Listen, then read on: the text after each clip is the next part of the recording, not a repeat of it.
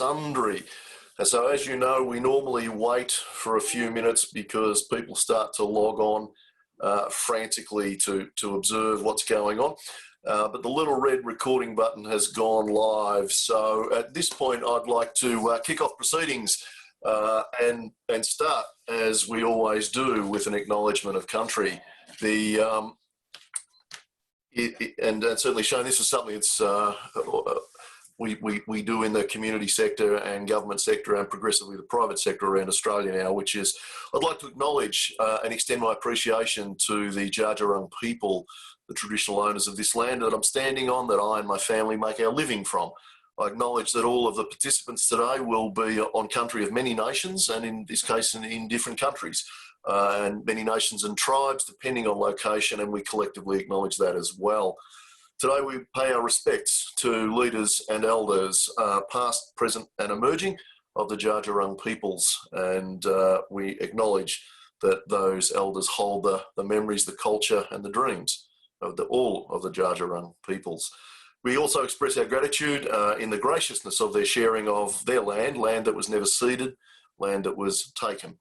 And we express our sorrow for the personal, spiritual and cultural costs of that, and hope that we may continue to walk forward in a spirit of harmony and healing. And on that basis, I'd like to welcome a very good friend of mine and an outstanding housing professional, not just in his space, but I think recognised around the world, which is Shayne Ramsay. So I'm going to kick off with a bio of Shayne and then we'll throw to him. But Shayne has more than 30 years experience in the affordable housing sector. And he's a very well respected leader nationwide in Canada for his work in Ontario and British Columbia. And as the Chief Executive of BC Housing for the past 20-something years, Shayne has been instrumental in the delivery of a wide range of housing programs and has changed the landscape of affordable housing in British Columbia and helped BC Housing to earn its reputation as a leader in both innovation and informed social housing solutions, both, and as I say, both domestically and internationally. Shayne is very well qualified for this role. He holds a number of external board positions. He currently chairs the board of directors for the Crown Corporation Employers Association. That's an agency that represents human resources issues for the provincial Crown corporations. He's the chair of Housing Partnership Canada, which is the equivalent of Power Housing Australia. It's a peer group of housing providers based around CEOs from across Canada.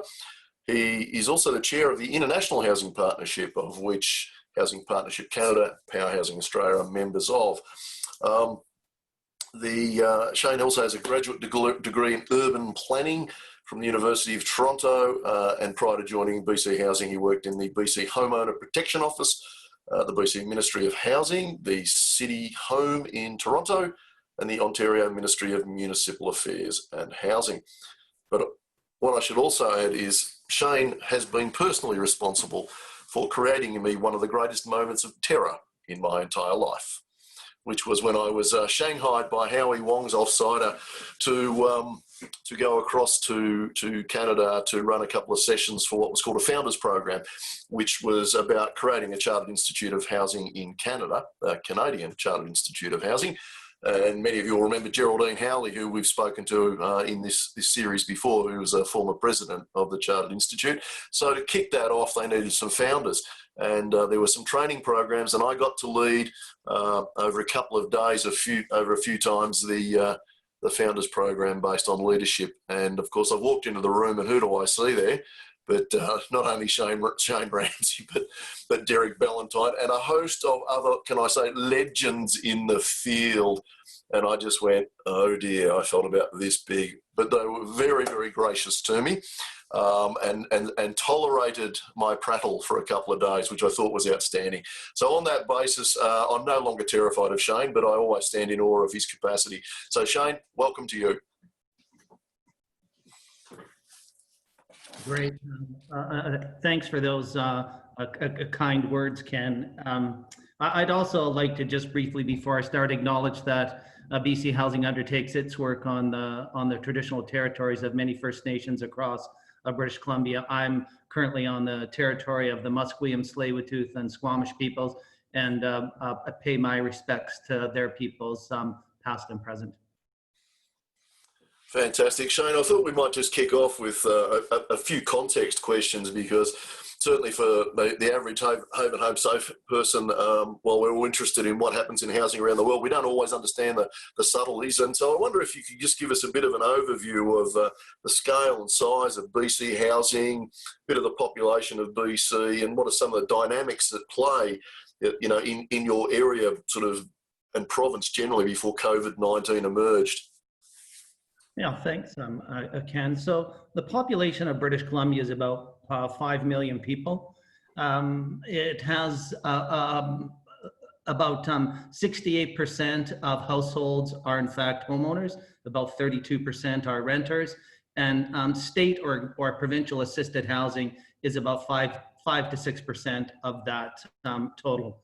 We suffer from some of the same housing affordability issues that you do in your larger centers, both with respect to affordability of housing and affordability of rents, but also the availability of rents. In our large urban centers, vacancy rates are typically less than 1%. We have a serious and increasing homelessness issue despite the investments, and I'm happy to talk about some of those investments a bit later on. British Columbia has made far in excess investments in both supportive and affordable housing than any other jurisdiction in Canada.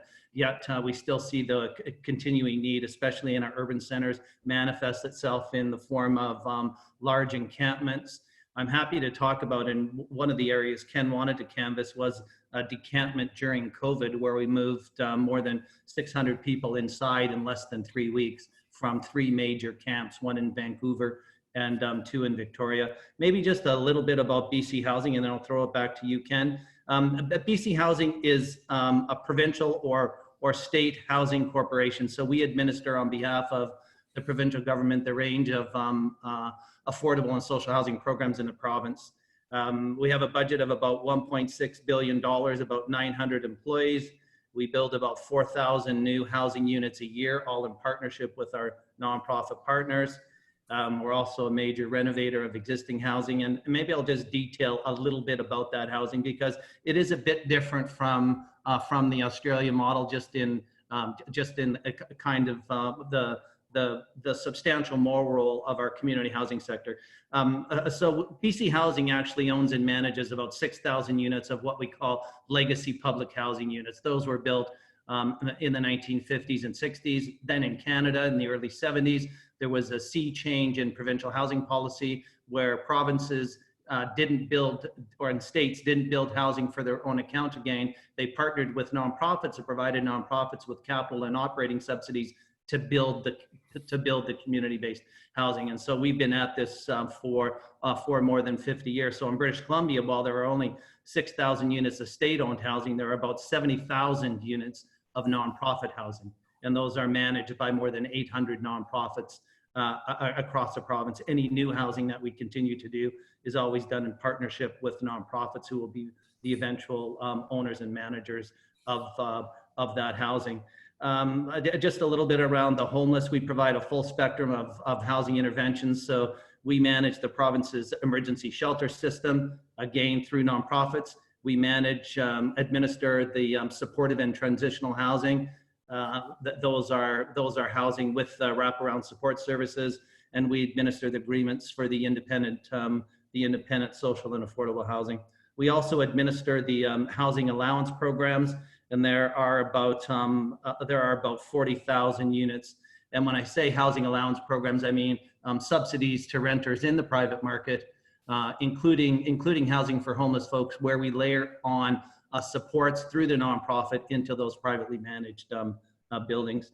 Maybe I'll just leave it at that, Ken. It gives you a kind of a sense. While we have a direct delivery function around the 6,000 units, our role is largely a facilitator and financer for our nonprofit and community-based partners.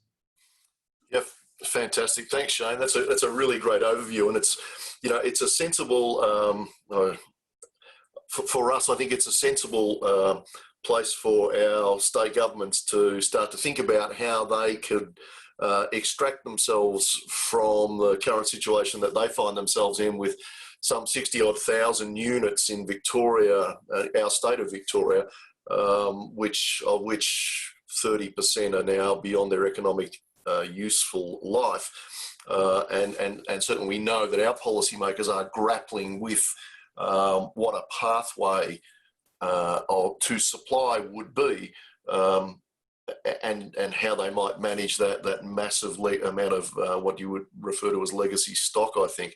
The interesting thing for me is the vast number of community housing organisations looking after all of that stock, because the sense is that they're much closer to the clients. But one of the things I didn't want to let this conversation go without kind of prodding you a bit about is, certainly in Western democracies, the chief execs, if you like, or the directors of housing, of state housing authorities, generally have a couple of things in common. One of the things they have in common is they're usually bright and clever, but the other thing in common is they generally have fairly short tenures. Whereas you've been around in BC housing for quite a while, you've navigated a change that many can't, which is a change of government now a few times. So what do you attribute that, Shayne? I mean, it is unusual. I think it's also unusual in Canada. I was asked that a question, because you're quite right. I've worked for, I think I counted up the number of ministers and premiers, and it numbers in the well north of 25. I think it really is focused on establishing a culture in the organization where you just go about getting your job done. One of my favorite lines is from a movie called The Departed. It's a Mark Wahlberg character, and he says, "I'm the guy who does his job. You must be the other guy." And you put that in the context of we, though, because it's never an I. And so that's a line I've used with my folks. And I think, focusing on those kinds of improvements. And just to give you some sense, when I started at BC Housing, we had a budget of $200 million, a staffing of 250. And it's grown eight times over that. And largely because success breeds success. And when you can demonstrate to successive levels of government that you're able to carry out their agenda in a nonpartisan way, because you keep your values and objectives front and center, I think that has been one of the hallmarks of success, as well as establishing the range of relationships and successive governments in British Columbia have done a very good job of trying to consolidate different housing functions within one organization. And so now we cover the gambit, and it allows you then to create a more coordinated approach with your partners. But I would also really emphasize the point about partnerships, and I think the strength of where we believe the strength of the sector is that we couldn't do our job without a strong nonprofit sector. And so that has really created great partnerships with our community-based agencies.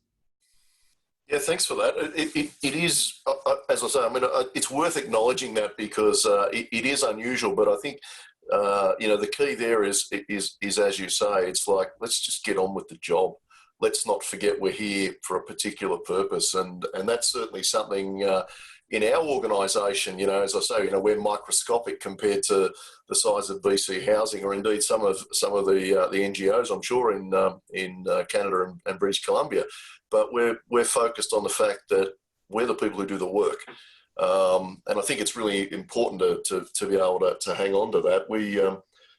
I'm just going to depart sideways for a second, but one of the things that we've done and spent a lot of time in the last couple of years is working up what we call a credo, which is, every organisation's got, its purpose, it's got its vision, it's got its values, and that sits under that is some strategy and usually some business plans and some tactics.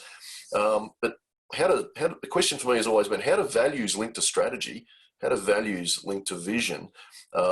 And it's always, to me, been a tenuous link. I mean, we can always talk about all the words that we use for values, but what does that look like in practice? What does that look like when you walk in the door every day? What does that look like when you're going about being the guy who does the work, or being the girl who does the work, being the person who does the work?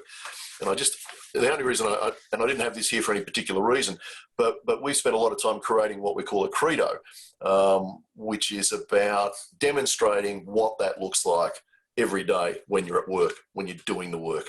What does that look like for everybody in our organisation? So hearing what you were saying there kind of really resonated with me. But what also resonates with me is the deliberate intention of building those partners. And as you mentioned, you've been on a journey for many years to sort of resource and strengthen your non-government partners, your community sector. I imagine if that was going to happen, say, in an Australian context, there would be the monolithic state housing authority who would be saying they're doing that on one hand, but actually doing everything they could to prevent a loss of what they would see as power and choice and control on the other hand. That's not at all the flavour in BC. So can you just touch on a little bit on what were some of the milestones and of how that started and what do you think the end point, what's the end game here, do you think? Yeah, and I think, and I hinted a little bit about it earlier. A sea change in how housing programs were delivered in Canada happened in the early '70s when and I don't know if you recall at that time there were similar kinds of situations, not directly comparable between Canada and the U.S.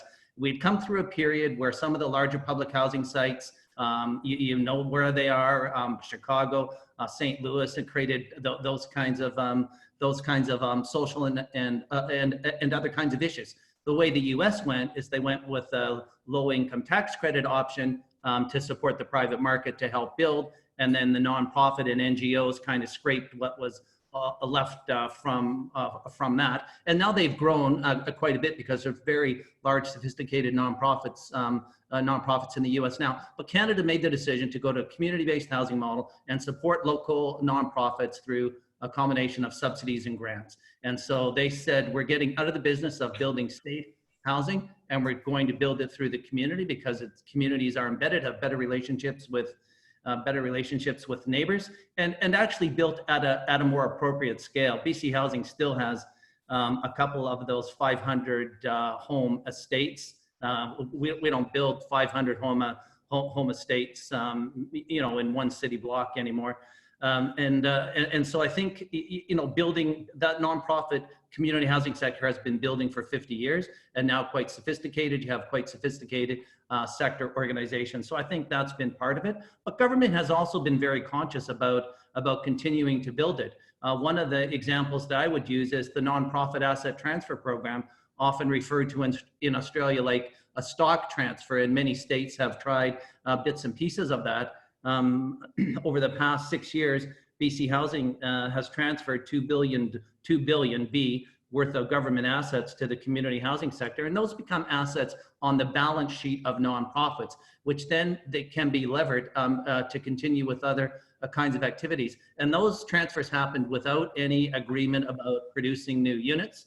Those transfers happened at a cost that was actually subsidized by the province. And so province transferred its asset for, say, $100, then provided a mortgage to the nonprofit over 25 years to be able to pay that $100 back. So it really allowed the consolidation of land and buildings within the purview of the nonprofits. And just one other quick example is our support for the Aboriginal Housing Management Association. It's one of the unique organizations in the world. It's for Indigenous, by Indigenous is their credo, to put it in that context. And so they manage or administer all of the Indigenous housing in the province, right from shelters, homeless outreach, to supportive housing, to any of the new housing that we build. And so they're in fact a mini state housing authority, but embedded in the community, led by community members, and government simply transfers significant funding to them, which they have the autonomy to administer with their 40 or 50 Indigenous housing providers across the province. So, those kinds of opportunities that are really solid and based on things like assets and transferring real opportunities, I think has been one of the hallmarks, and that has been really important of building up the sector, and even simply funding the units through the sector, so the units become owned and managed by the sector. And just to give you some sense, we complete 4,000 units a year, so those are all nonprofit units.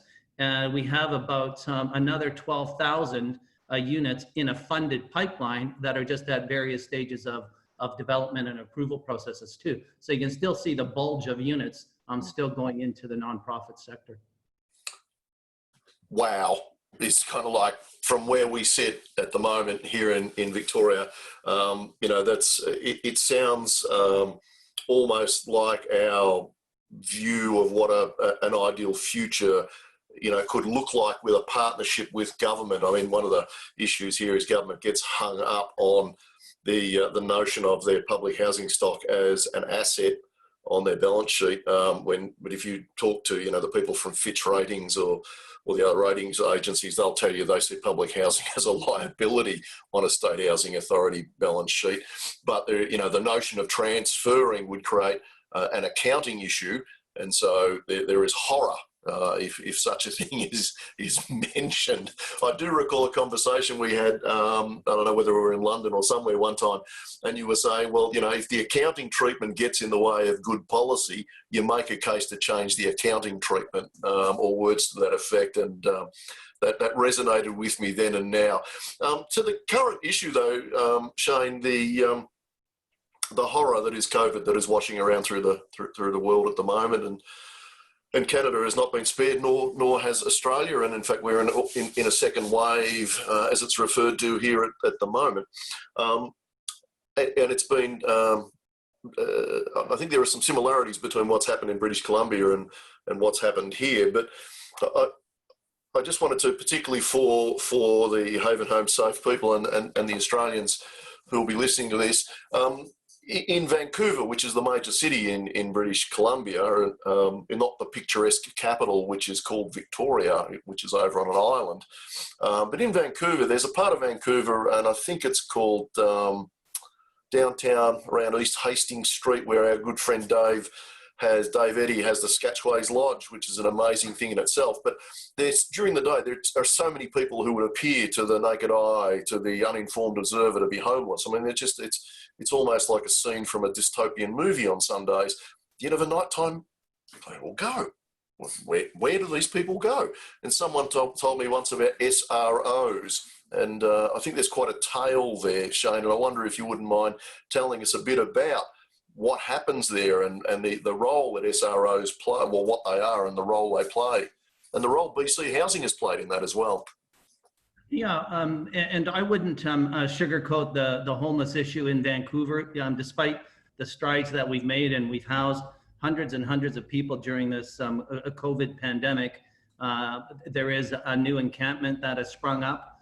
There are more than 300 tents, more than 250 people, and it's causing significant issues, significant neighborhood disruption issues. So I don't want in any way for anybody to think that the homeless issue is any less prevalent here, and in fact, it could in fact be more prevalent.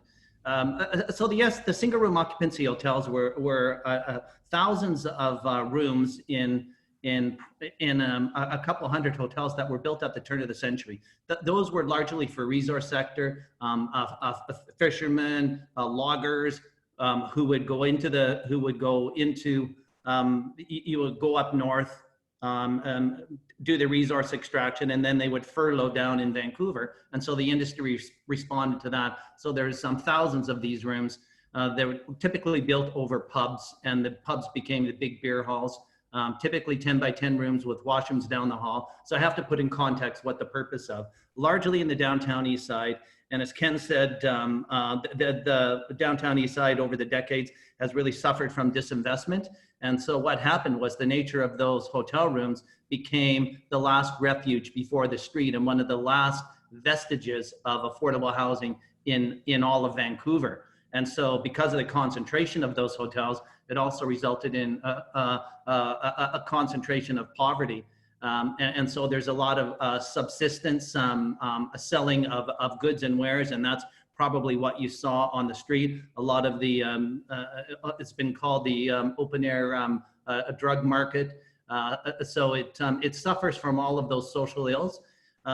Because there was such disinvestment in those SROs, as I said, it became the last refuge before the street. But then as the real estate market started to uptick in Vancouver, they became very hot commodities because it became one of the areas where investment was creeping back in, gentrification, and so we were losing a lot of those. And so in the late 2007 to about 2009, the province bought a significant number of these, refurbished them, and turned them over to nonprofits to manage, and also input support services into the buildings. And so while the buildings are well maintained and well managed, they are still 10 by 10 rooms with washrooms down the hall, limited cooking facilities, limited common rooms. So they're not great places to live, especially for communities that have been significantly marginalized. And so the long-term plan would be to be able to transition out of that form of housing, maybe redevelop, convert some of the units to self-contained suites. There are a couple of notorious hotels that we're hopefully can acquire in partnership with the city in the next a few months and begin that refurbishment, but really looking to create self-contained suites. And so what happens is people want to escape and socialize, sell their goods during the day, and then that's why you see that at night a significant drop off, but still a lot of issues caused by that form of housing.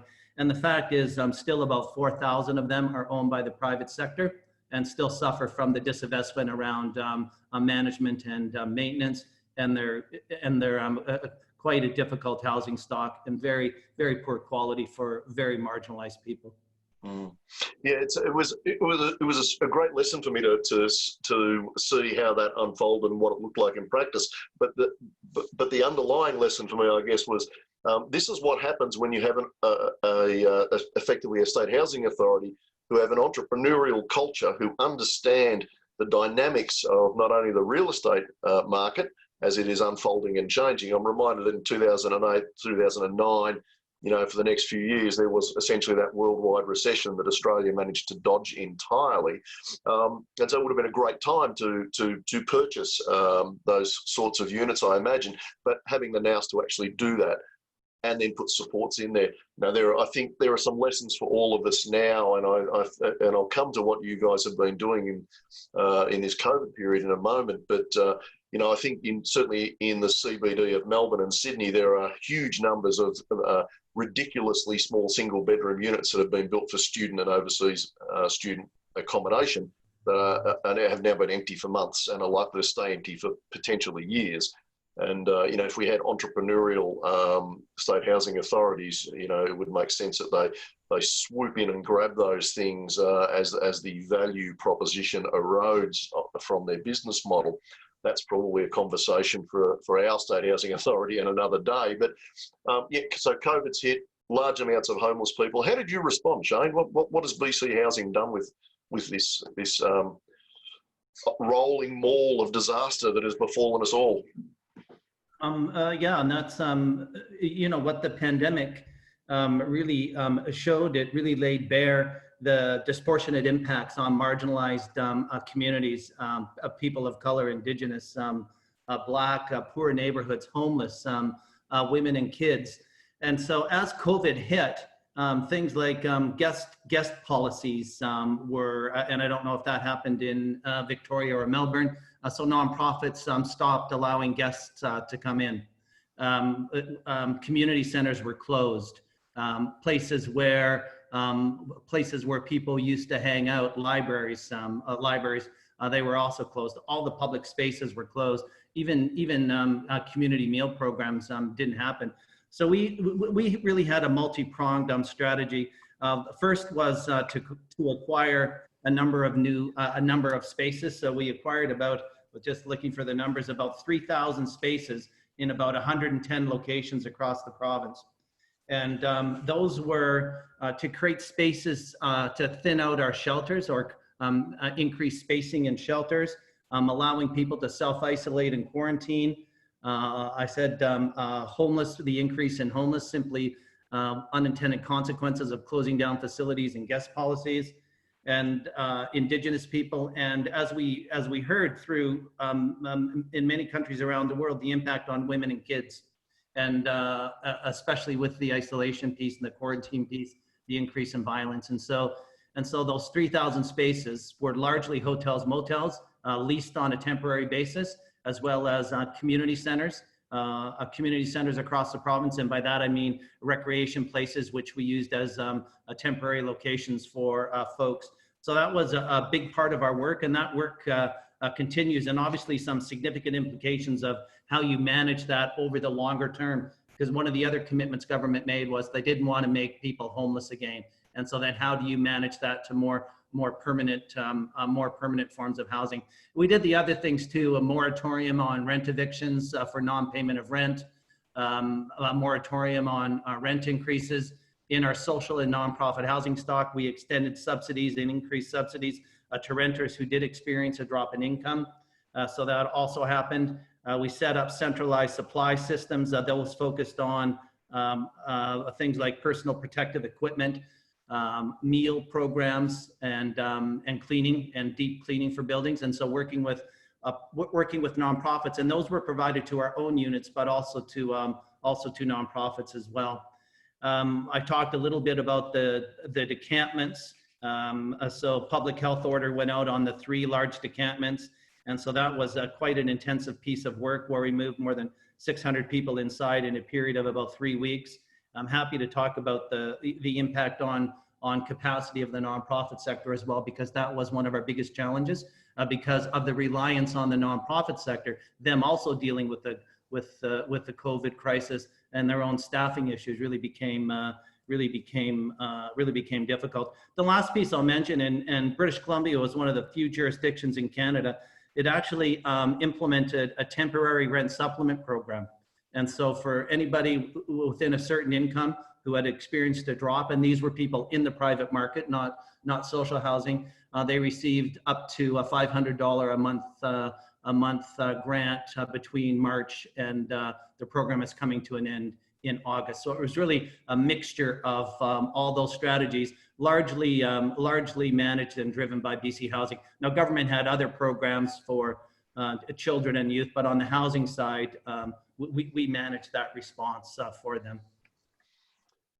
There's so many similarities, Shayne, between what's happened, I guess, here in Victoria, and like I guess like BC, in the state of Victoria here, you know, the vast majority of our homeless population is in the largest city. In this case, it's our capital city, Melbourne.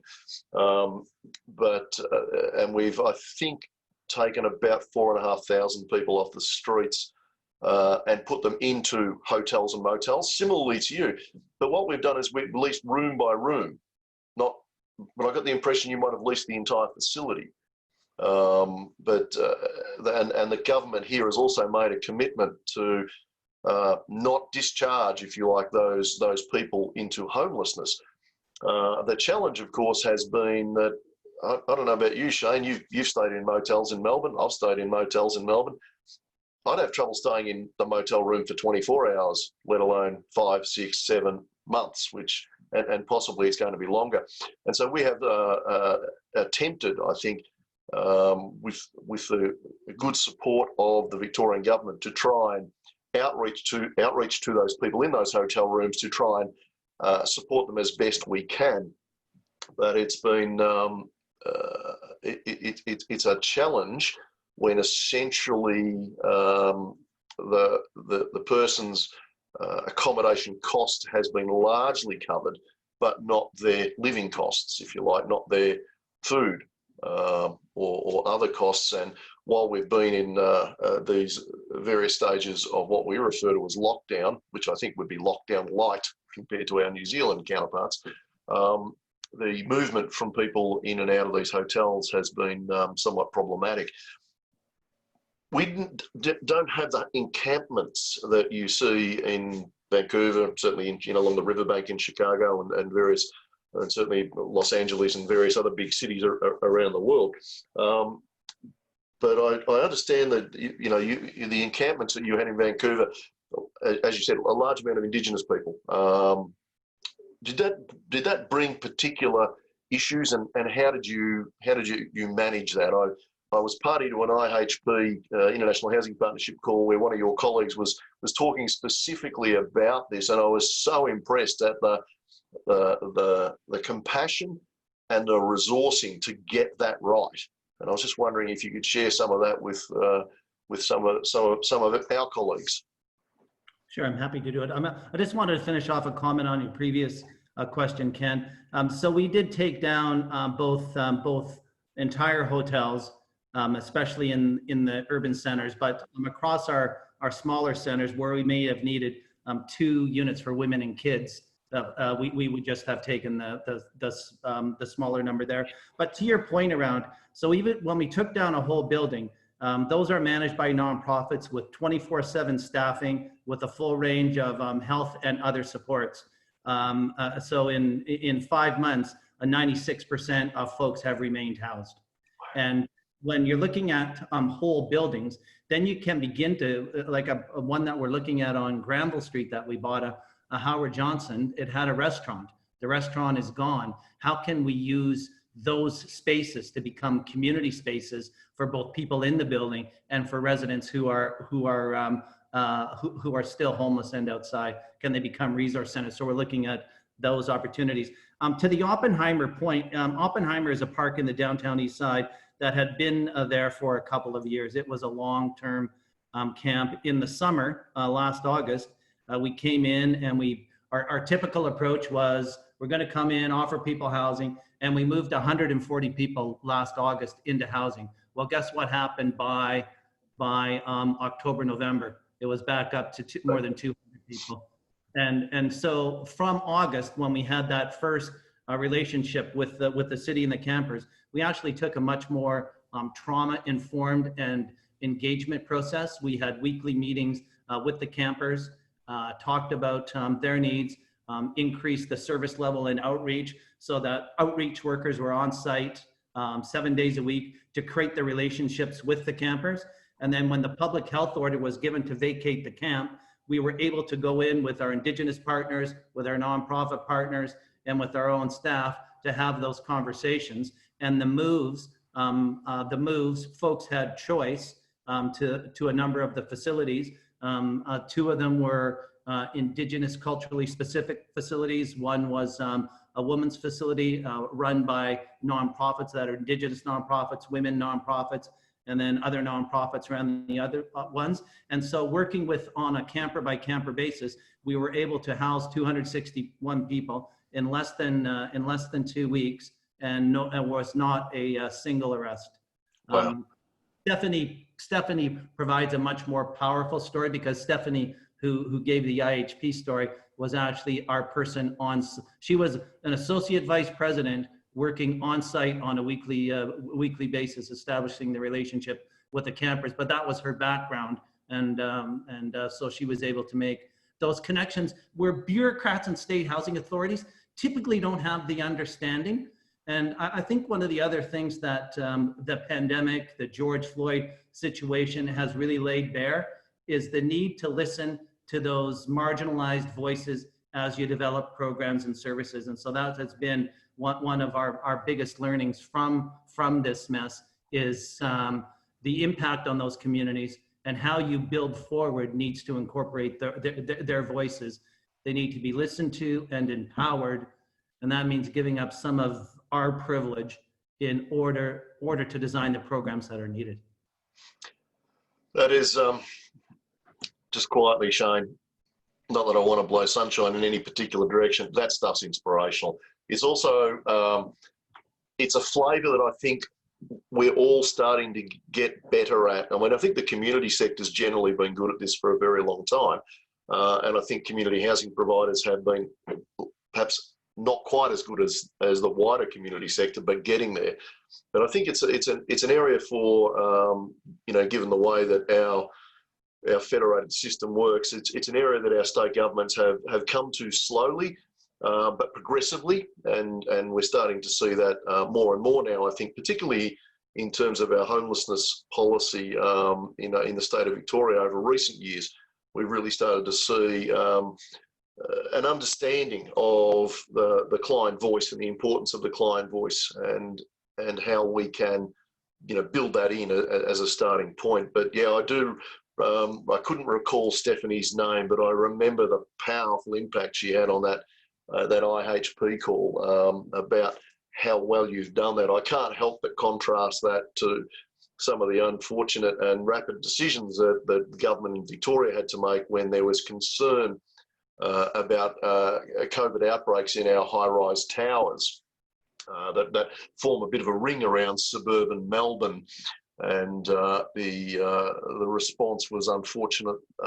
It was unfortunate, I think, that the police arrived on horseback and ringed the buildings prior to the community sector and others being able to get in there and tell people what was going on. So it created some unfortunate headlines and some unfortunate concerns. But nonetheless, it did actually identify where there were some locus of outbreaks that were then able to be brought under control, because, as you'd appreciate, those high-rise towers were filled with people who had underlying comorbidities and great vulnerabilities. So, I'm often reminded, and I've often said, in a crisis, and in fact often just on a day-to-day basis, government and its officers are rarely afforded the opportunity between a good choice and a bad choice. Often it's a bad choice or a worse choice, but so these are difficult times for all of us. So what is the plan for the 3,000 or so people that you have got off the streets? I mean, that's the $64,000 question, isn't it? Yeah, and that's a difficult one, and we're looking at a number. We're looking at a number of strategies. So most of the leases went to the end of September. Obviously, that's next month. So Treasury has just increased, has just provided another appropriation to extend all of those leases while the longer term plan is worked out. And as I said, we're in our kind of summer holiday, so we'll be back to Treasury, but it will be a number of components. One, we'll look at continuing to extend leases where they make sense, and we've been doing that. We'll look at acquiring or buying these hotels. We have bought 6 already in the past 2 months, about 500 rooms, and those were acquired as part of the 3,000, but we purchased those. Those are still run by nonprofits and will continue to be run by nonprofits, but they'll all have some long-term redevelopment potential as well. Looking at temporary modular, we've been very successful in the delivery of temporary modular.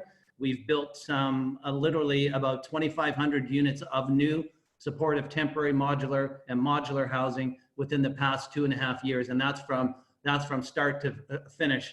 In the city of Vancouver alone, about 600. So modular housing can be an important part of how you continue to respond. We build 4,000 new units a year. Can some of those be converted to more supportive type housing environments? And also looking at things like rent supplements in the private market. We've also launched a program there. Problem is, it works in some markets because of vacancy rates. So it's going to be a mix of all of those options. But I can't underscore the importance of the partnerships with health authorities and the health supports and operating supports that you need. These need to be 24/7 operations for people with high needs, at least initially. They have to include the health supports, and the back that has to be broken on this is really government coming to the party with the health supports. Often the capital, if it can be one-time capital, government's okay with that. But just to give you a sense, a 50-unit building that we would put up, a 50-unit modular building, costs about $9 to $10 million in capital. It costs about $1.5 million per year to operate. Yep, and I think that's a consistent thing. I mean, certainly in our sense, I mean, being given a gift of a $9-10 million building is, in fact, I mean, it's wonderful for the first couple of years, but then the running costs, absolutely. I mean, and we keep coming back in Australia to this conversation with policymakers, with government, with the community generally, with as I sometimes disparagingly refer to them, but the gifted amateurs who discover there's homelessness in the population and want to solve it with market responses. You can't do subsidised housing without subsidy. It's just, it doesn't matter which way you cut it, shake it, dice it. you've got to have subsidy. A couple of things. One thing I forgot to do at the start, of course, is to invite anybody who's listening, if they've got questions, to use the facility on the screen to ask that if you've got anything. But trust me, I've got lots more. So Shayne, one of the things that I picked up again on one of our International Housing Partnership seminars in the past was just a passing comment that was made about a safe injecting room in one of the properties.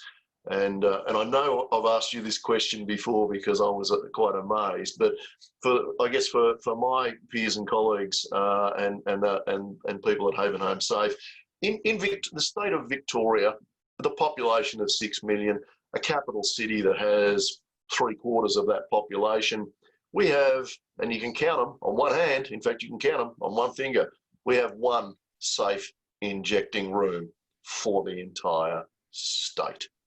And a proposal to build a second one, as it turns out, in the base of what is otherwise a community housing building, was met with a barrage of shock, horror, and unified revulsion from the press and the public that drug addicts should be given a place to congregate. This is not unusual, however, in terms of safe injecting rooms in BC, and particularly in the community sector. Can you just tell a little bit about that and what the view is about these spaces? Sure, I'm happy to. And you know, the pandemic crisis hit us on top of the opioid crisis. I don't have a sense of how bad it is in Melbourne and the state of Victoria, but just to give you some sense, is over the past 3 months, we've had record number of deaths from overdoses. And Ken knows my wife quite well. One of those, we live in the downtown east side. One of those overdose deaths was a woman in between 30 and 40 who overdosed in a vestibule of our apartment building. And so it really is a real issue. And I think there was a recognition in the kind of mid 2010s, around 2014, and it actually was a liberal, slightly conservative government that recognized this crisis. And the statistics from the stats from the coroner will tell you that the vast majority of people die alone. And so when folks are more marginalized, have the underlying health conditions, that really led to the importance of establishing a safe consumption or supervising rooms in most of our supportive housing buildings. So in the hundreds of supportive housing buildings that we built over the past 10 years, we've actually retrofitted a number of safe using rooms, safe consumption rooms. So the vast majority would have those. There hasn't not been a death in one of our safe consumption rooms. And so when we bought these hotels or brought them into place, even the rec centers, we made sure that all of them had a safe consumption room so that people didn't have to use alone. That became critical too. And I don't know if it happened, but a federal government here provided some income supplements. The provincial government increased welfare payments. The US border was closed, so the drug supply became more and more toxic because it stopped that flow of drugs across the border. And so that combination was a real mess and has resulted in significant increased overdose deaths. And we'll see that trend continue when the numbers are out for August as well. And so this is an issue that spans the political spectrum and really was just focused on making sure that people didn't die from overdose. But despite that, we're still seeing deaths of upwards of 2,000 people in British Columbia alone each year. Holy hell, that is staggering. So we don't have the opioid crisis at the levels of North America, Canada, or the United States at the moment. But certainly, you know, my recent trips to the States, you can literally see the effect of that everywhere you go, from the 7-Eleven and Starbucks parking lots. Even, you know, it's common to see what's going on.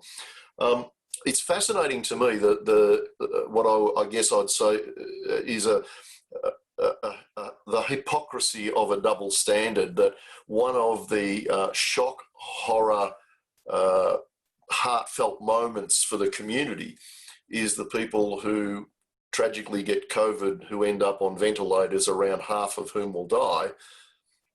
the shock horror headline is people dying alone.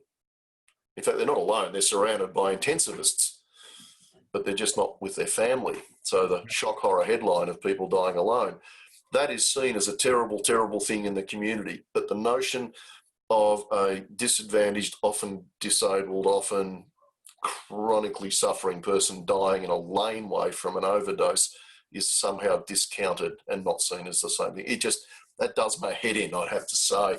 And that is such a mature response from, a bipartisan response from governments, both conservative or liberal. I'm reminded that our conservative governments just don't seem to be able to grasp the humanitarian aspects of this. And equally our more liberal governments, which we generally refer to as sort of Labor or progressive governments, I think are terrified to grasp the nettle on this.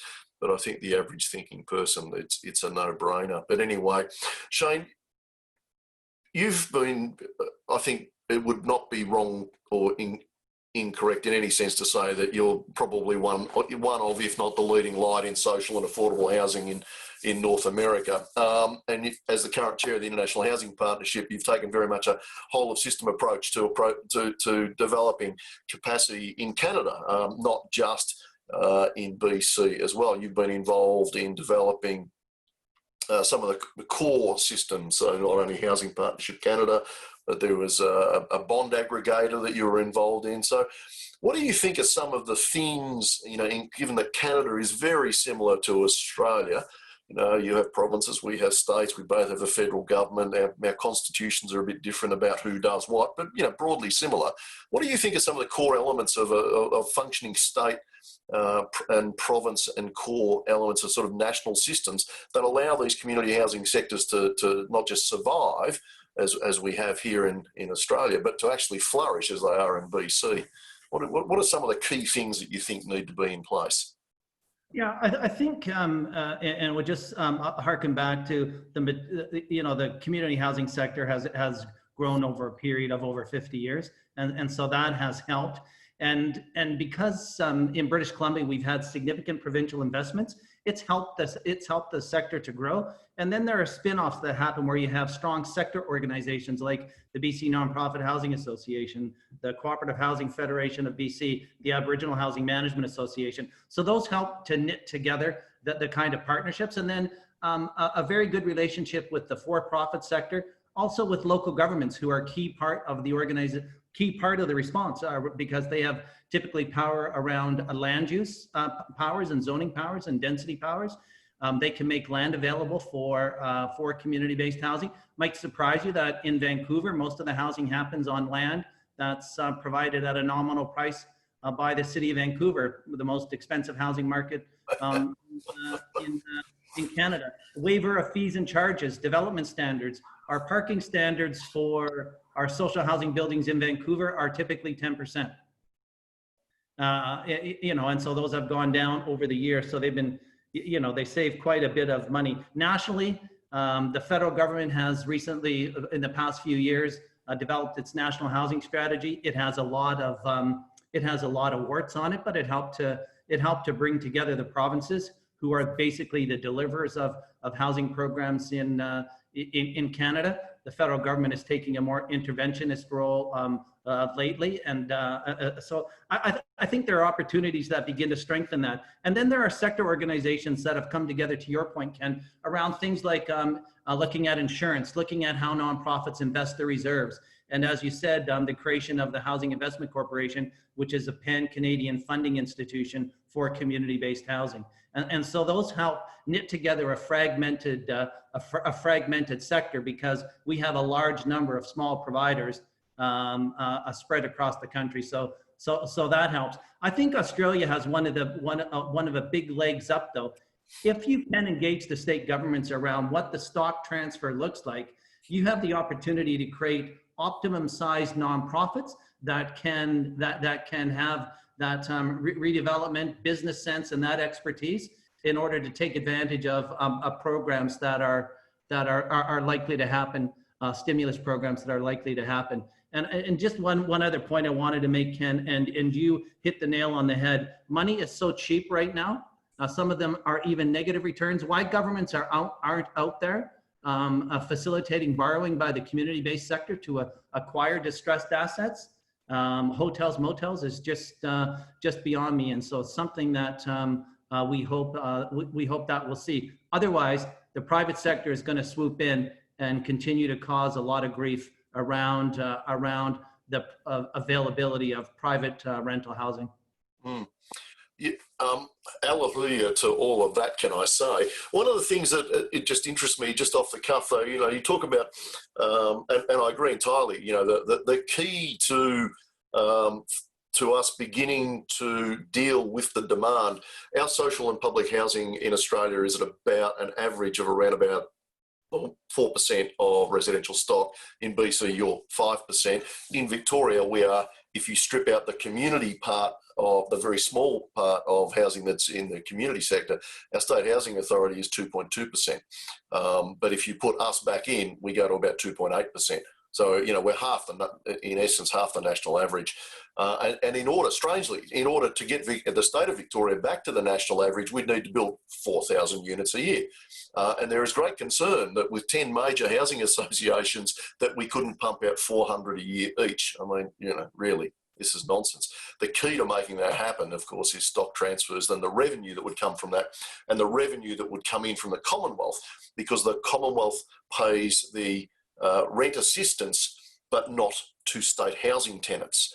So if you shifted the stock into community housing, you immediately bring millions of dollars of new revenue in, which of course enables borrowing at the cheapest rates in history ever. Even if we didn't use government to underpin that, we could just go out into the marketplace and do much more. But you mentioned a question that's dear to me, which is, what's the sweet spot in terms of volume or size of a not-for-profit to be able to kind of really start to play at those levels, those mature levels you were talking about? I have a colleague of mine in a state housing authority here who says, yeah, it's about 3,500 to 4,500. I have some friends of mine in the UK say you can't do anything at less than 5,000 units. I think it depends a lot on the revenue which comes from who you house. But do you have a view on, is there a sweet spot for not-for-profit community housing providers? Yeah, well, and if you have a state government that's helping as being a facilitator, one of your other questions was about, we have a development team that's 150 people that all they do is work in partnership with nonprofits.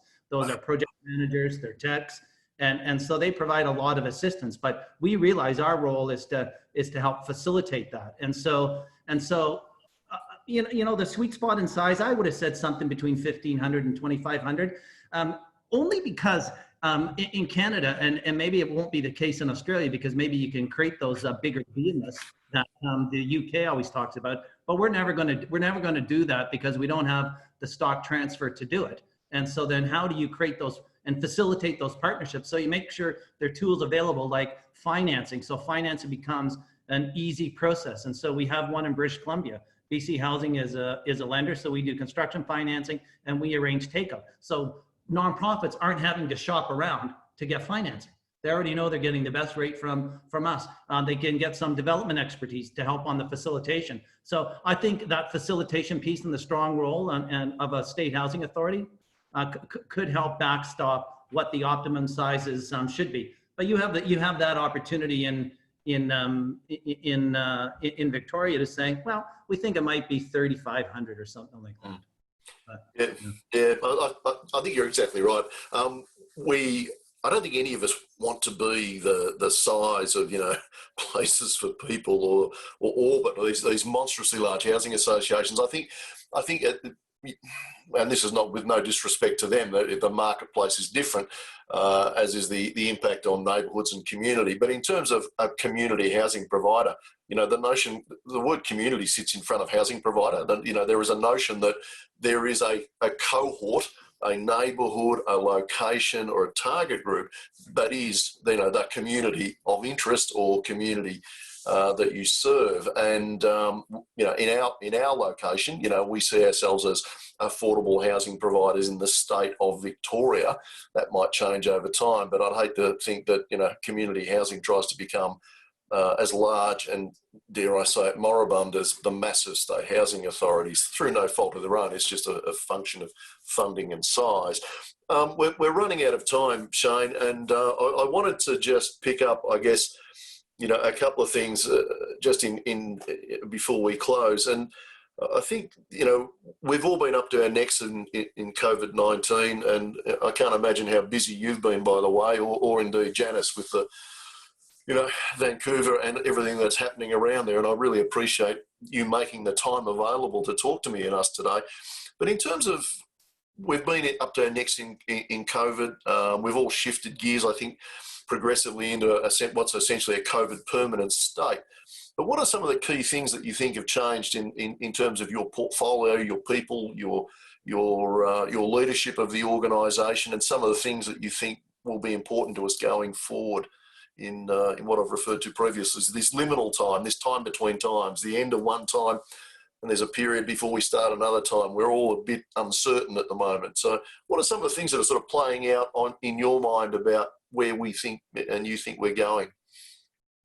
And it really is tough to be in the middle of it right now, but certainly things like how we do our work now.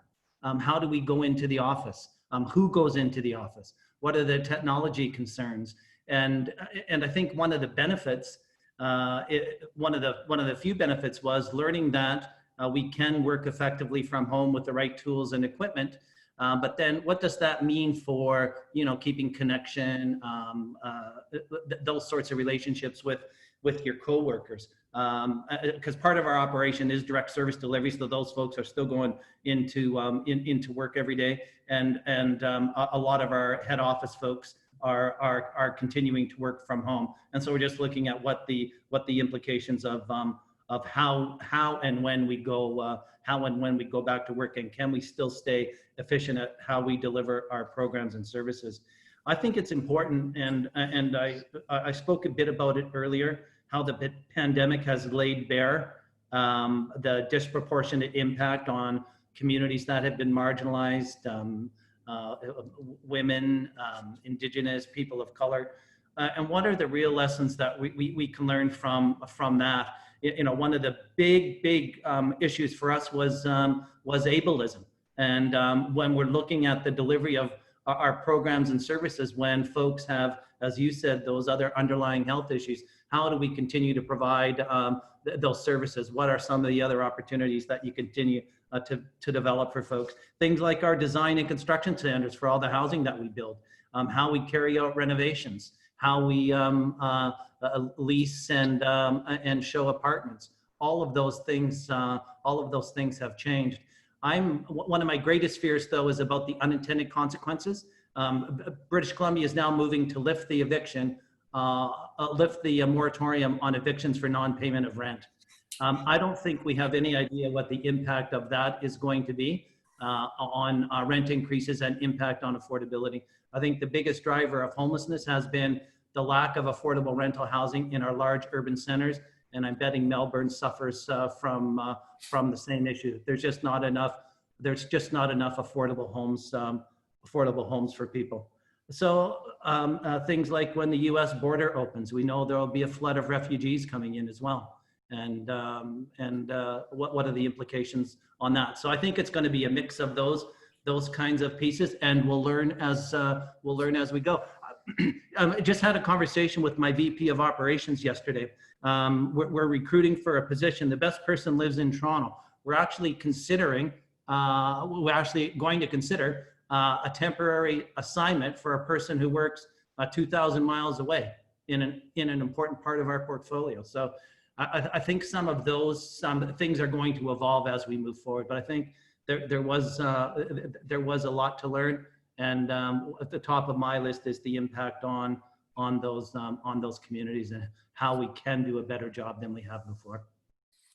Yeah, it's the vastness of Canada is similar to the vastness of Australia. It brings its own unique aspects. I think, we too share concerns about what will happen when our income support payment called JobKeeper, which is underpinning 3 million jobs in Australia, bearing in mind there's only 25 million of us, when that tapers off and ends, and when the enhanced unemployment benefit that is currently in place, when that tapers off, and put that together with the mortgage support for homeowners. There's some 429,000 mortgages we think are at risk, 1.6 million that are currently under arrangement to not do anything with them. 429,000 we think are potentially at risk, and God knows how many tenants and tenancies. And when those moratoriums, similar to Canada, lift, I think we just have to brace for a tidal wave of demand in many senses.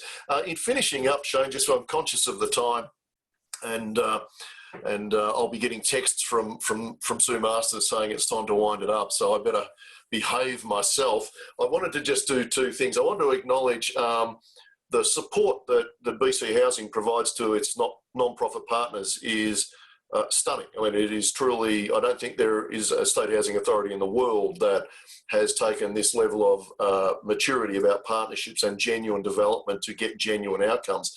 But it's expressed not just in the words, but it's in the actions. But for my colleagues, it's also on the website. There is so much great stuff on the website, the research and the development and the sharing that comes out of BC Housing. And I just want to give a nod to my favourite redhead, Karen Hemmingson, who does much of this work. The generosity of BC Housing in making stuff available is remarkable. So I wanted to acknowledge that. We do have a question, Shayne, but we're not going to have time, I don't think, to answer it. But if I email you the question, and Claire, if you can email us on this call before we finish it, we'll see if we can get an answer to your question. But there was a question saying, how can sustainable design overcome some of the social issues that face communities and alleviate social isolation, fuel poverty, reconnect communities with each other, and foster healthy communities? That is a question which exercises for an hour, I think, just on its own. But I wonder if I capture that question, Shayne, and with your permission, send it to either Sue or Karen, and see if we might get an answer from BC Housing on that, just in terms of some dot points of the things that you think might be useful.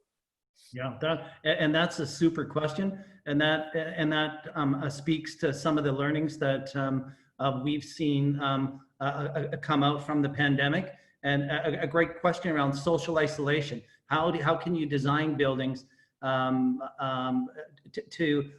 ensure that they can contribute to those inclusion and interaction activities? Janice is doing a great study right now. She's looking at unused spaces in the downtown east side, how you can animate them to bring community together. So it would deal with some of the issues that we're seeing in our single room occupancy hotels just because of space. And are there opportunities to use those unused spaces in different ways? By one of the hotels that we're managing, a nonprofit is managing, we're looking at animating the gravel parking lot next door as a small urban infill park because of the lack of park. So I think some creativity around and some creativity around that, and sustainability as the question was asked in the broader sense, and get beyond just the greening of those buildings, but looking at those other social, economic, and other sustainability factors.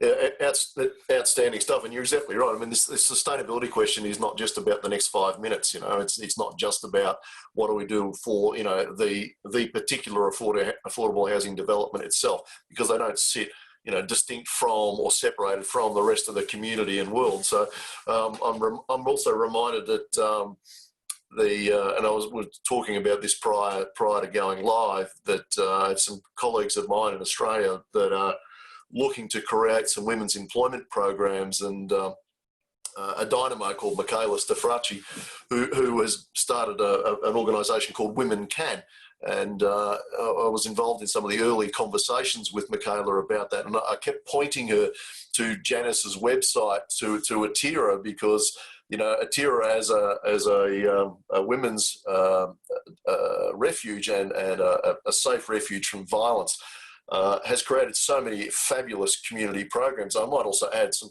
pretty cool modular housing with that container building. But again, we could spend an hour talking about that. But Shayne, please pass my regards on to Janice, and thank you so much for taking time. I kind of have a sense of how busy you are, and so I really do appreciate you taking the time out to talk to us today, but we do have to wind it up. So stay well.